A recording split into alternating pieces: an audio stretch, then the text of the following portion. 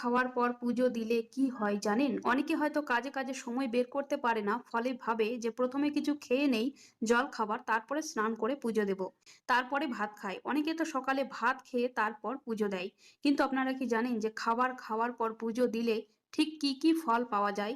মাথায় রাখবেন, ভগবান হলো সৃষ্টিকর্তা, তিনি সমস্ত কিছু সৃষ্টি করেছেন।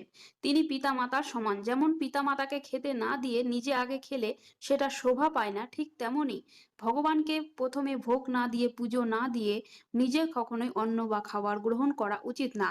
প্রথমে সকালবেলা কাজ কাম সেরে স্নান করে তবে পুজো দিয়ে ভগবানকে ভোগ লাগিয়ে সেই ভোগ যদি আপনারা খেতে পারেন বা সেই খাবার যদি আপনারা খেতে পারেন, তাহলে সেটি অমৃতের সমান হয়ে যায়। সেই খাবার খেলে আপনার রোগ ব্যাধি দিন দিন কমতে থাকবে এবং জীবনে সুখ শান্তি আর্থিক উন্নতি হবে। সাথে সাথে শত্রুরা দমন হবে। আপনারা বিশ্বাস যদি না হয় তাহলে লাগাতার 1 মাস এই নিয়মটি করে দেখুন। যেমন সকালবেলা আপনি নিজে খাবার